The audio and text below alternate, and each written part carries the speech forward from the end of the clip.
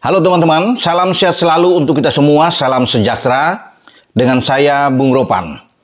Sintayong mengumumkan atau memastikan ada 23 pemain yang dipersiapkan masuk dalam list dia menghadapi Brunei Darussalam dalam pertandingan fase pertama di kualifikasi Piala Dunia Zona Asia yang akan berlangsung hari ini di Stadion Gelora Bung Karno. Nah, di antara 23 nama itu setelah saya lihat berarti ada 3 nama yang tidak masuk. Nah, kemarin juga kita sudah bisa mengetahui ya bahwa ada 2 pemain yang mestinya ini menjadi harapan untuk bisa masuk ke dalam tim di starting line up yang bisa dimainkan melawan Brunei. Marcelino Ferdinand dan Rafael Struijk. Tapi keduanya akhirnya tidak bisa bermain. Kalau Marcelino saya tidak kaget memang, karena kan sejak dia diizinkan dari klub dia Dense untuk bisa bergabung, sudah diingatkan oleh pihak klub dia untuk tidak dimainkan oleh pelatih STY dalam pertandingan menghadapi Brunei, karena Marcelino ini dalam pemulihan.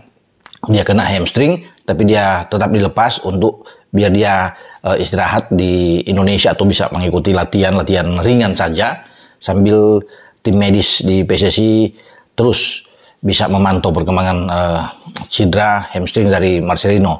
Sehingga saya bilang memang nggak apa-apa lah dia nggak main. Toh ini kan hanya melawan Brunei ya. Tapi Rafael Struijk juga ini ketika namanya dicoret, ternyata STY bilang dia sudah mengalami juga ketika datang mengalami masalah juga. Ada rasa nyeri di kaki kirinya untuk selalu bisa melepaskan tembakan, ada kenyeriannya ini. Walaupun memang dia sudah lihat bahwa Rafael Struijk ini sudah beransur-ansur baik, termasuk dengan Marcelino. Namun, STY tidak akan memaksakan. Nah, dia mempersiapkan kedua pemain ini untuk di fase kedua. Artinya kalau STY sudah berpikir demikian, pasti melawan Brunei itu sudah dalam hitung-hitungan kita akan lolos dalam 2 pertandingan, kan 12 Oktober ini dan 17 Oktober yang akan datang ketika kita akan tandang ke Bandar Sri Begawan ya di Sultan Hasanuddin Stadium. Nah, Marcelino lebih difokuskan bersama dengan Rafael ini untuk bertanding di fase kedua, karena di fase kedua kita tahu bersama kita ada berada dengan Irak, dengan Vietnam, dengan Filipina. Nah, di sini ini krusial di fase kedua ini, karena hanya akan dipilih pemenangnya dan runner up, juara dan runner up untuk bisa melaju sampai ke fase ketiga, karena di fase ketiga ini kan pertarungan sesungguhnya ada di sana untuk bisa meraih 8 tiket ya, bahkan plus ada 1 tambahan untuk playoff.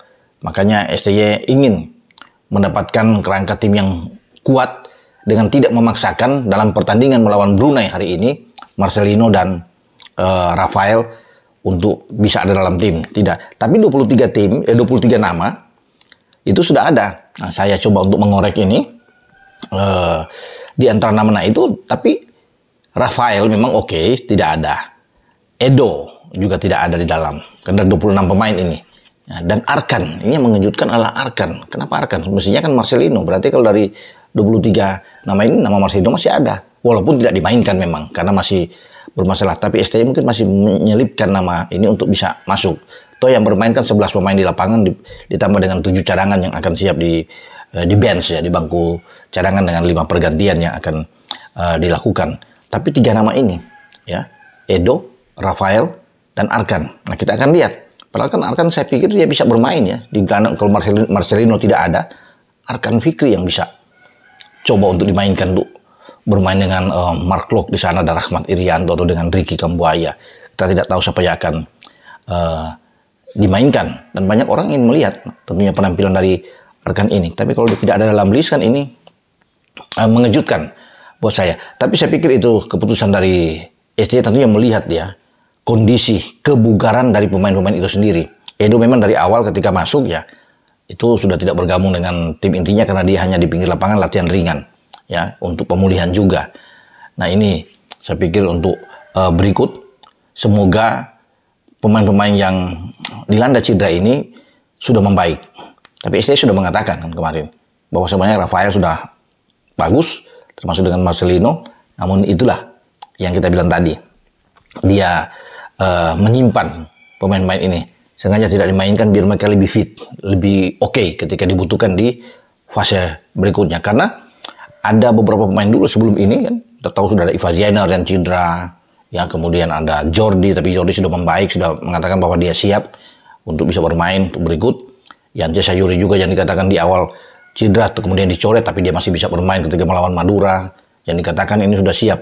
Ketika ada surat dari PSM bahwa dia sudah sembuh lebih cepat, tapi tidak mungkin dipanggil lagi karena sudah dicoret, karena sudah ada pergantian kan yang sudah diambil oleh STY dengan Hoki Caraka masuk, ya, dengan Zaki yang ikut masuk dan Fakhrudin masuk. Nah, kita akan tunggu nantinya apa yang akan dilakukan oleh STY dengan 11 pemain. Pertama, untuk menghadapi Brunei Darussalam. Dalam press conference juga yang sudah berlangsung kemarin, Brunei nampaknya agak ketakutan untuk menghadapi Indonesia. Yaitu kapten mereka Hendra juga sudah mengatakan bahwa tim dia akan lebih banyak bertahan. Kita akan lihat nantinya. Karena pertandingan terakhir di Desember tahun lalu di Piala AFF Grup A, kita menang dengan 7-0 melawan Brunei. Mereka juga masih membawa sebagian besar pemain tersebut ketika kita membantai mereka. Namun tetap tidak boleh memandang remeh. Pemain-pemain kita harus fokus. Karena yang diincar oleh STY adalah menang. Bukan sekedar menang dengan gol banyak. Itu yang diinginkan oleh STY. Kita harus menang. Artinya di sini kita harus pesta gol. Karena kesempatan bermain di kandang, di GBK, inilah kesempatan. Kalau kita sudah bisa menang banyak, lebih aman, lebih nyaman ketika kita melakoni perjalanan menuju ke markas lawan, ke Sultan Hasanah Bolkiah pada 5 hari yang akan datang. Nah, untuk starting line up sudah dalam bayangan saya, memang sudah bisa kelihatan. Ya, penjaga gawang itu memang masih apakah Hernando atau Nadeo. Ya, walaupun saya lebih ke Nadeo ya sebenarnya. Karena Nadeo terakhir yang dimainkan ketika melawan Turkmenistan di Gelora Bung Tomo di Surabaya 8 September yang lalu. Tapi semua berbalik kepada STY untuk bisa melihat kalau dia memilih Nando, ya itu keputusan dari STY. Nah, kemudian kalau Nadeo menurut saya di belakang itu mungkin saja 3 back ya akan tampilkan. Bukan bermain dengan 4 back. Kalau 3 back pasti Sandi juga akan coba ditarik lagi seperti ketika melawan Turkmenistan di Surabaya. Sandi, Elkan Bagot, dan Rizky Ridho. Ini versi saya yang bisa dimainkan melawan Brunei nanti malam. Ya. Kemudian Asnawi akan didorong lebih ke depan. Bermain dengan 5 gelandang. Terasa sangat kuat. Asnawi di flank dengan Sain Patinama.